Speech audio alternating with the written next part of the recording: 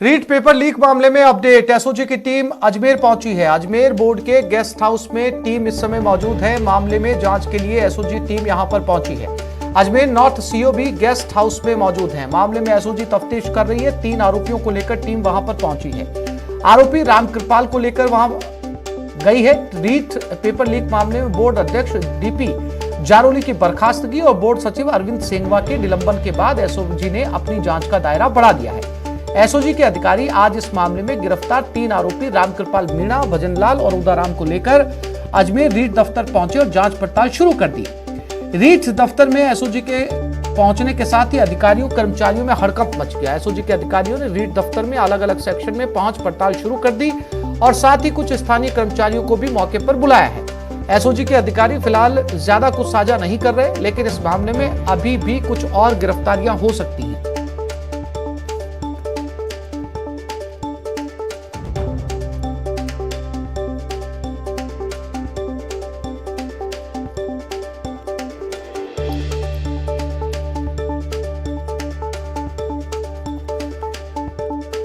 और इसी खबर पर सीधा रुख करते हैं अजमेर की तरफ। अभिजीत दवे हमारे साथ लाइव जुड़ गए। अभिजीत, अब जांच जो है वो और तेजी से आगे बढ़ रही है। डीपी जारोली की बर्खास्तगी हो चुकी है। इसके बाद एसओजी फिर जो है वो अजमेर पहुंची है। अब आगे क्या आज मुमकिन है? और कर्मचारियों को बुलाया गया, पूछताछ जारी है, कुछ और गिरफ्तारियां देर शाम तक होने की संभावना?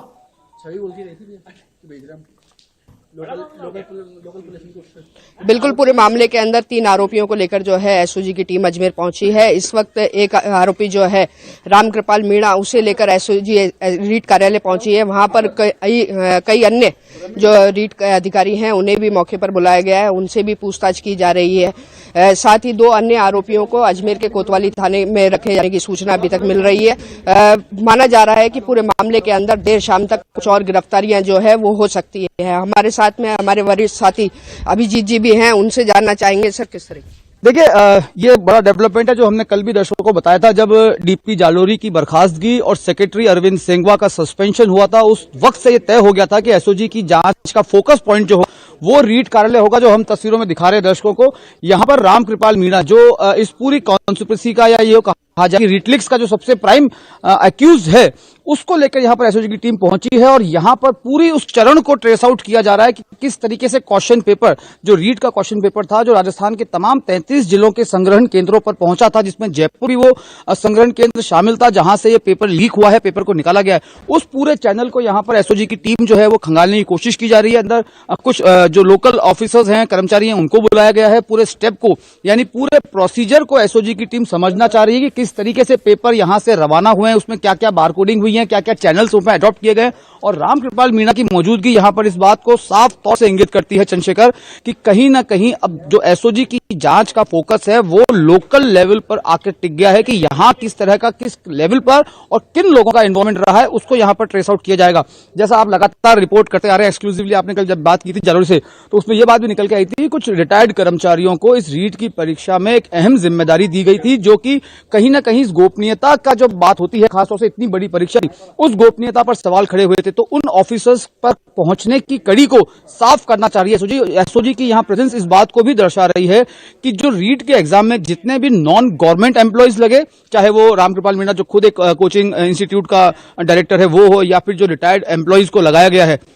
हालांकि जालोरी साहब का यह कहना था कि इस तरह की परंपराएं रही हैं, लेकिन परंपराओं के रहने में और परंपराओं के निर्वहन में दिन रात का अंतर होता है। और कहीं ना कहीं इस बार इस परंपराओं के निर्वहन में जो है रीट का दफ्तर नाकाम साबित हुआ था और इस पूरी कॉन्स्पिरेसी की अब परत दर परत खोलने के लिए एसओजी ने अजमेर में अपना डेरा डाल दिया।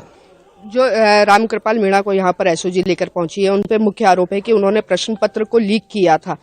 जो कोऑर्डिनेटर है प्रदीप पाराशर, उनके द्वारा इनकी नियुक्ति दी गई थी, उसे किस तरह से देखते हैं? देखिए, ये सबलेटिंग है। आप समझिए, कोई टेंडर हुआ, ठेकेदार ने किसी और को ठेका दे दिया, ये सैद्धांतिक रूप से भी बिल्कुल समझ में नहीं आता है। जब इतने बड़े लेवल की परीक्षा हो रही है, जब बोर्ड की ओर से, रीट के कार्यालय की ओर से जब किसी एक को आपने कोऑर्डिनेटर नियुक्त कर दिया, तो वो किस हैसियत से, ये भी समझना एसओजी के लिए बहुत जरूरी है कि प्रदीप पाराशर ने आखिर किस हैसियत से रामकृपाल मीणा के कंधों पर वो जिम्मेदारी डाली, जबकि रामकृपाल मीणा का सरकारी नजर बनाए रखिएगा, क्योंकि एसओजी इस समय रीट कार्यालय पहुंची हुई है और बहुत हद तक मुमकिन है कि शाम तक कुछ और गिरफ्तारियों में इजाफा हो। फिलहाल आप दोनों साथियों का बहुत शुक्रिया हमारे साथ जुड़ने के लिए। रीट पेपर लीक मामले पर बीजेपी का वार। नेता प्रतिपक्ष गुलाब चंद कटारिया ने सीबीआई जांच की मांग कर दी है। मामले में राजनीतिक दखल। कटारिया राजीव गांधी स्टडी सर्किल के लोग बनाए गए कोऑर्डिनेटर, सर्किल के नेशनल कोऑर्डिनेटर हैं प्रदेश के बड़े नेता। सीबीआई जांच के बिना अब सच सामने नहीं आएगा। रीट पेपर लीक प्रकरण को लेकर नेता प्रतिपक्ष गुलाब चंद कटारिया ने आज सरकार पर बड़ा हमला बोला। कटारिया ने कहा कि रीट परीक्षा के दौरान राजीव गांधी स्टडी सर्किल से जुड़े लोगों को कोऑर्डिनेटर बनाया गया और इन्होंने पेपर लीक की साजिश रची। स्टडी सर्किल में इन लोगों को मुख्यमंत्री अशोक गहलोत की सहमति से जोड़ा गया था। लीक मामले में बड़ी राजनीतिक साजिश हुई है जिसका खुलासा एसओजी नहीं कर सकती, इसलिए जांच सीबीआई को सौंप देनी चाहिए।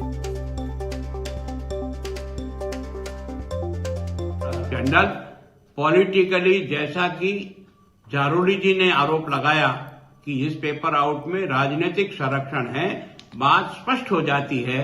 लोग नॉमिनेटेड किए गए हैं, वही लोग इस सारे के सारे पेपर चोरी में शरीक हों, इसका मतलब ये स्कैंडल अब यहाँ की पुलिस की पर्यू से बाहर जा रहा है। और रीट भर्ती परीक्षा रद्द नहीं होगी। सीएम अशोक गहलोत ने संकेत दे दिए हैं। पेपर रद्द करना बड़ा आसान काम है, आगे की परीक्षाएं अटक जाएंगी। रद्द करने का परिणाम कोई नहीं सोच रहा। नहीं बख्शे जाएंगे पेपर लीक के दोषी। विधानसभा में कठोर कानून लाया जाएगा। सत्र में नकल पर नया कानून बनाएंगे। रीट पेपर लीक मामले में राजस्थान माध्यमिक शिक्षा बोर्ड के अध्यक्ष डीपी जारोली की बर्खास्तगी और 2 एसोसिएट प्रोफेसर के सस्पेंशन के बाद मुख्यमंत्री अशोक गहलोत ने कई और आरोपियों पर कार्रवाई करने के संकेत दिए हैं। गहलोत ने कहा कि इसमें कोई व्यक्ति विशेष की बात नहीं है, आपराधिक लापरवाही भी कार्रवाई का बहुत बड़ा कारण होता है। गहलोत ने कहा कि हर गलती कीमत मांगती है। 20 साल पहले मैं मुख्यमंत्री बना तो मेरे इस सेंटेंस को एक मैगजीन ने कोट भी किया था। हर व्यक्ति की जिंदगी में हर गलती हर क्षेत्र में कीमत मांगती है, इसलिए जिसने गलती की उसे कीमत चुकानी पड़ेगी।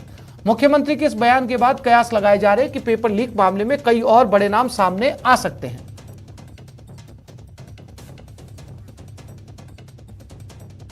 पर राजस्थान की सरकार ने जिस प्रकार से भनक लगते ही जो एक्शन लिया, एसओजी को जिम्मेवारी सौंपी, उस एसओजी ने, मैं समझता हूँ कि बहुत कम समय के अंदर वो कर दिखाया जिससे किसी को उम्मीद नहीं थी। तो ये तो एक एसओजी के काम को अप्रिशिएट करना चाहिए। सर, नकल विरोधी कल गुलाब चंद कटारिया जी जो विपक्षी नेता है, उन्होंने भी एसओजी की जांच को वेलकम किया है। तो मैं समझता हूँ कि थोड़ा इंतजार करें, क्योंकि हमने भी एक्शन किए हैं। चाहे वो क्रिमिनल नेग्लिजेंसी थी, आपराधिक लापरवाही भी बड़ा जुल्म होता है। हमने केओ को बर्खास्त किया, सस्पेंड किया। धीरे धीरे जांच आगे बढ़ेगी और जैसे ही जो कंफर्म होगा कि ये बिल्कुल ही इनके कारण ही सब कुछ हुआ है, कुछ लोगों के नाम आए भी हैं, पूछताछ भी हुई है, उनको बरकरार की कार्रवाई की जाएगी। तो सरकार की तरफ से हाईकोर्ट जज को लेके कमेटी बनाई गई है। भविष्य में ऐसी नौबत नहीं आए, ये हमारी सोच होनी चाहिए। वो हमने कर दिया और अगली विधानसभा में बिल लेके आ रहे हैं जिससे कि उसमें ऐसे प्रावधान करें कि किसी की हिम्मत नहीं हो इस प्रकार की हरकतें करने की। तो सरकार इसको बहुत सीरियस ले रही है, क्योंकि जहाँ 25 लाख बच्चों का भविष्य दांव पे लगा हो, तो आप सोच सकते हो कि 25 लाख बच्चों में से 15-16 लाख बच्चे जो थे लेवल 1 भी लेवल 2 भी एग्जाम दिए, उनमें क्या बीतती होगी उनके ऊपर। और अगर कुछ लोग ऐसे भी हैं राजनीति में जिनको कुछ समझ ही नहीं है राजनीति की, बड़े बड़े नेता बन गए बीजेपी के अंदर, वो ऐसे ऐसे स्टेटमेंट देते, मुझे तो हंसी आती है। कोई केंद्रीय मंत्री बना बैठा है, कोई राज्य में यहाँ पर बड़े पदों में बैठे हुए हैं, इनको पूछो यार थोड़ा बहुत तो कम से कम चिंतन करो, मनन करो, जानकारी पहले प्राप्त करो, फिर बोलना शुरू करो। बोले जा रहे हैं, कोई मतलब नहीं निकलता उनका। लोग कंफ्यूज होते हैं, उल्टा डिमोरलाइज होते हैं। हमारे बच्चे 2 साल 3 साल 4 साल भर्ती देरी से हो रही है राजस्थान के अंदर, आरपीएससी की भी। हमने आके उनको ठीक करने का प्रयास किया। और अंत में मैं कहना चाहूँगा, बीजेपी के राज में कई बार पेपर आउट भी हो गए, कांग्रेस आंदोलन भी किए, उन्होंने क्या कर लिया? हमने तो गंभीरता से लिया है, जांच शुरू करी और पकड़े भी गए लोग। तो आप सोच सकते हो कि कांग्रेस की सरकार पूरी तरह गंभीरता से इस केस को ले रही है। मैं अपील करना चाहूँगा, चाहे वो पक्ष हो, चाहे विपक्ष हो, चाहे कोई व्यक्ति हो, आलोचना करना उनका अधिकार है, परंतु ये लाखों बेरोजगारों के भविष्य का सवाल है। इसमें हम ऐसे कोई रास्ता सुझाव दें कि सरकार को ये काम और करना चाहिए जिससे कि भविष्य में ये नौबत नहीं आए, तो मुझे समझ में आता, मैं वेलकम करूंगा उनके सुझावों को। उसकी बजाय खाली आप आलोचना करते जाओ, ऐसा माहौल बना दो, कोई सीबीआई की बात कर रहा है, कोई पुणे परीक्षा कराने की बात कर रहा है, तो बड़ा आसान काम है, 2 मिनट लगता है उसके अंदर फैसले करने में। उसका रिप्लिकेशन क्या होगा, ये एग्जाम कब आगे खिसक जाएंगे, कब वापस शुरू होंगे, और बाकी बढ़ते हैं वो भी रुक जाएगी। तो एक तरफ हमने 1 लाख से अधिक लोगों को नौकरी दे दी है, 90,000 के आसपास नौकरी चल रही है, क्या उन नौकरी रोक दें हम लोग? ये कोई सोच नहीं पा रहा और आलोचना किए जा रहे हैं। ये बात, इसमें कोई व्यक्ति विशेष की बात नहीं है। आपराधिक लापरवाही भी बहुत बड़ा कारण होता है। हमने ये प्रयास किया है कि जिसकी हर गलती कीमत मांगती, मैंने बहुत पहले कहा था, 20 साल पहले मैं पहली बार मुख्यमंत्री बना, तो मेरे इस सेंटेंस को इंडिया टुडे ने कोट भी किया था। मैं फिर रिपीट करना चाहता हूँ, हर व्यक्ति की जिंदगी में हर गलती कीमत मांगती है, हर क्षेत्र में, और इसलिए जिसने गलती की उसको कीमत चुकानी पड़ेगी। संगठनों ने ये मांग की थी कि जो पेपर आउट होते रहते हैं, जो खबरें आती रहती हैं, उसके ऊपर कठोर कार्रवाई होनी चाहिए, कठोर कानून बनना चाहिए। ये जो आज भारतीय जनता पार्टी के लोग जो बातें करते हैं, वो सत्ता में थे, उन्होंने एक पे भी, अगर आज जो कार्रवाई हमारी सरकार कर रही है, इतनी कठोर कार्रवाई अगर ये कर देते, कठोर कानून ये बना देते, तो आज ये नौबत नहीं आती। मैं उनसे सवाल पूछना चाहता हूं कि आपकी सत्ता थी, आपने क्यों नहीं ऐसी कठोर कार्रवाई की जो हमारी सरकार ने मौजूदा में की? आज की तारीख में जांच होनी चाहिए। जिन लोगों ने गड़बड़ी की है, जिन लोगों ने चोरी की है, जिन्होंने बदमाशी की है, उनके खिलाफ सख्त से सख्त कार्रवाई होनी चाहिए, चाहे वो कितना भी बड़ा व्यक्ति क्यों नहीं हो। मैं इस बात का 100% पक्षधर हूं। कांग्रेस पार्टी का प्रत्येक कार्यकर्ता इस बात का पक्षधर है। युवा हमारा आने वाला भविष्य है। अगर युवा के भविष्य के साथ में कोई खिलवाड़ होता है, तो प्रत्येक नागरिक को उसके साथ आवाज बनकर के आवाज उठानी चाहिए। लेकिन सरकार और एसओजी के ऊपर उनको भरोसा करना चाहिए। गुलाबचंद कटारिया जी कह रहे हैं एसओजी की पीठ थपथपानी चाहिए। किरोड़ी लाल मीणा जी कह रहे हैं सीबीआई की जांच करनी चाहिए। सतीश पूनिया जी कुछ कह रहे हैं। मैं इन बीजेपी के नेताओं से आग्रह करना चाहूंगा कि आप सब एक जाजम पे बैठ जाइए। पहले एक जाजम पे बैठ करके एक स्वर में एक आवाज उठाइए और सरकार को बताइए कि किस प्रकार से निष्पक्ष जांच हो सकती है। लेकिन राजनीति करनी है। अब राजनीति करनी है तो और बहुत मुद्दे हैं। इन युवाओं को तो बख्शो, इनके भविष्य को तो बख्शो मेरे भाइयों। अगर किसी के पास में किसी भी नेता के खिलाफ, किसी भी मंत्री के खिलाफ, किसी विधायक के खिलाफ, किसी पार्टी वर्कर के खिलाफ कोई भी मुद्दा हो, कोई भी तथ्य हो, तो उसको एसओजी को देना चाहिए। और एसओजी अपनी जांच कंप्लीट करके और जब चार्जशीट बना दे, उसके बाद में अगर उनके पास में कोई बात रह जाए उनकी शेष, तो मैं आपको विश्वास दिलाना चाहता हूं मीडिया के माध्यम से कि मैं उनको मुख्यमंत्री जी के साथ बिठवा दूंगा कि आपकी और क्या क्वेरीज है। राजस्थान की विधानसभा आ रही है। कानून कड़ा से कड़ा बने, इसके लिए सरकार प्रयास करेगी। सरकार कानून लाने जा रही है। मुख्यमंत्री जी ने कह दिया। इन विपक्ष के नेताओं को चाहिए कि बच्चों के भविष्य को ध्यान में रखते हुए आगे कभी भी इस तरह की कोई बात नहीं उठे ही नहीं, हो ही नहीं। इसके लिए उनको अपने सुझाव देने चाहिए कि इस तरीके का कानून बने जिससे युवाओं के साथ में कभी कोई इस तरह की बात नहीं हो। ये बात होनी चाहिए मेरे भाइयों। गोल करने में लगे हुए आपस में एक दूसरे के। और रीट पेपर लीक मामले में बीजेपी ने आंदोलन का ऐलान कर दिया। 1 फरवरी को सीएम आवास घेरने का ऐलान किया गया। बीजेपी युवा मोर्चा अब आंदोलन की अगुवाई करेगा। शहर बीजेपी दफ्तर में भाजयुमों की बैठक हुई। शहर अध्यक्ष राघव शर्मा की अध्यक्षता में बैठक हुई है। मामले की सीबीआई जांच और रीट भर्ती परीक्षा रद्द करने की मांग कर रही है भाजपा।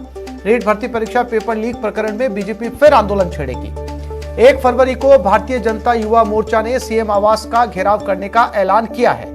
आज जयपुर के भाजपा शहर दफ्तर में इसकी बैठक में घोषणा की गई। शहर अध्यक्ष राघव शर्मा ने कहा कि बड़ी संख्या में युवा मोर्चा के कार्यकर्ता सीएमआर पहुंचेंगे और सरकार से परीक्षा रद्द करने की मांग करेंगे और इसकी जांच सीबीआई से कराने के लिए सरकार पर दबाव बनाएंगे।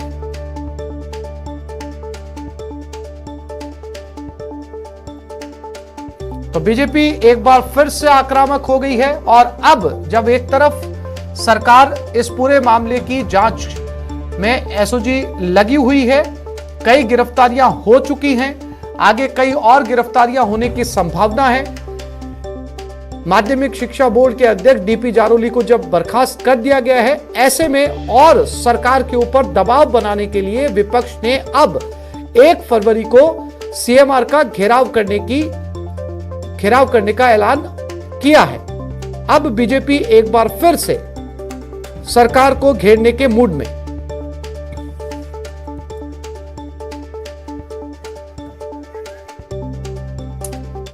और ब्रेक के बाद बात करेंगे राजसमंद में मौत के बाद आखिर क्यों हो रहा है बवाल।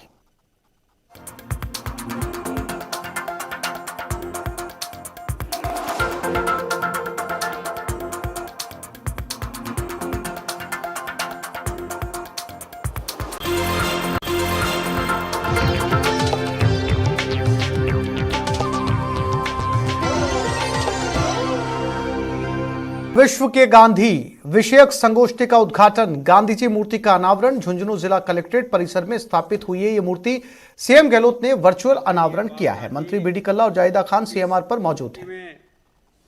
सहयोगी रहे हमारी नगर परिषद की सभापति नगमा बानू जी, हमारे धर्मवीर जी कटेवा साहब जो सुब्बाराव जी के भी अनुयायी हैं, उनके साथ भी काम किया और आज इस मूर्ति की स्थापना में, मूर्ति के निर्माण में उन्होंने जो सहयोग किया, मूर्ति के कलाकार नरेश माथुराम जी जो पिलानी के ही रहने वाले हैं, सबका बहुत बहुत आभार, अभिनंदन। मंच को संचालित कर रही है हमारी गायत्री राठौड़ जी, इस विषय से जुड़े हुए सभी हमारे अधिकारीगण, जननेता, अन्य सभी महानुभाव। ये बहुत खुशी का अवसर है कि झुंझुनू में कलेक्ट्रेट में महात्मा गांधी जी की मूर्ति का आज अनावरण माननीय मुख्यमंत्री जी के कर कमलों द्वारा हुआ है। झुंझुनू में वैसे तो गांधी चौक में महात्मा गांधी जी की मूर्ति है, पर जिला कलेक्टर परिसर में अपना एक अलग महत्व रखते हैं। जैसे सचिवालय में आपने उनकी मूर्ति स्थापित करी, संसद भवन में उनकी मूर्ति है, तो ये एक गांधी जी की याद में एक चिरस्थायी कदम ये होगा। विश्व के गांधी वास्तव में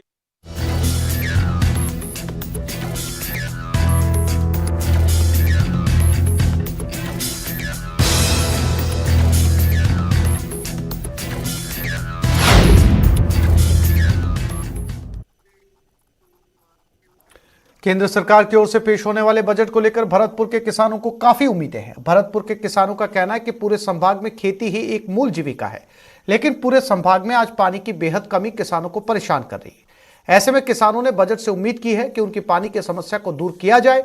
साथ ही उन्होंने भरतपुर में उर्वरक फैक्ट्री लगाने की भी मांग की है। केंद्र सरकार द्वारा बजट पेश किया जाएगा जिसमें किसानों के लिए क्या जो उम्मीद है वो है और किसानों की क्या मांग है, इसको जानने के लिए आज हम भरतपुर के कुछ किसानों से बात करेंगे कि उन्हें इस बजट से क्या उम्मीद है और उनकी क्या मांग है। ऐसे में कई जगह से जो किसान हैं वो यहाँ पर आए हैं, पूरे ज़िले से जो है, चाहे वो मेवात क्षेत्र हो या फिर बयाना रूपबास क्षेत्र हो, वहाँ से अलग अलग जगह से जो किसान हैं उनसे हम बात करेंगे। केंद्र सरकार जो है बजट पेश करने वाली है, उसमें किसान आप हैं, क्या उम्मीद है आपको बजट को लेकर? देखो, बजट को लेके जो हमारी उम्मीद है भरतपुर संभाग और पूर्वी राजस्थान केवल और केवल खेती पर आश्रित यहाँ पर जनजीवन है। आम आदमी खेती के सहारे अपना जीवन यापन करता है और खेती के लिए सर्वप्रथम जो ज़रूरत है वो है पानी। पानी की बहुप्रतीक्षित मांग हमारी रही है। एक तो हम बजट से ये उम्मीद करते हैं कि हमारे किसानों के लिए यमुना जल का जो गुड़गामा कैनाल का दूसरा चरण है उसके लिए बजट में घोषणा हो। दूसरी जो हमारी प्रमुख और बड़ी समस्या है, आप भी आए दिन अपनी टीवी चैनलों पर अखबारों में छापते हो कि जब जब फसल बुवाई का समय आता है तब तब डीएपी और यूरिया के लिए किसानों को केवल पुलिस के डंडे खाने के अलावा कुछ नहीं मिलता और कालाबाजारी होती है। यहाँ पर कोई उद्योग धंधे हैं नहीं। हम सरकार से ये मांग भी करते हैं और हम उम्मीद भी रखते हैं कि यहाँ पर उर्वरक का एक बड़ा कारखाना भरतपुर संभाग स्तर पर स्थापित हो। और भी किसान हैं, इनसे भी जानेंगे। वैर वसावर की बात की जाए तो बागवानी क्षेत्र है, बागवानी क्षेत्र में किस तरह की जो उम्मीद है वो होनी चाहिए? पानी, बागवानी हो चाहे साधारण कृषि हो, पानी एक विशेष और मूलभूत आवश्यकता है कोई भी फसल के लिए। और जैसा कि हमारे नेताजी ने मांग की है, इसमें पानी हमारे इतनी नज़दीकी जो बड़ी बड़ी नहरें, नदी हैं और हमारे क्षेत्र को एक सौतेला व्यवहार करके पानी के लिए दोनों तरफ से छोड़ा रखा है। इधर से हमारे विशेषकर नगर विधानसभा क्षेत्र है, उधर हम बार बार मांगे रखते हैं कि गुड़गांव कैनाल का पानी हमारे बांध है, सीकरी बांध है, उधर लाया जाए, हमारे नगर विधानसभा में लाया जाए। कैमरा पर्सन दिलीप के साथ दीपक पुरी, न्यूज़ 18 भरतपुर। तो इस बुलेटिन में फिलहाल इतना ही। नमस्कार।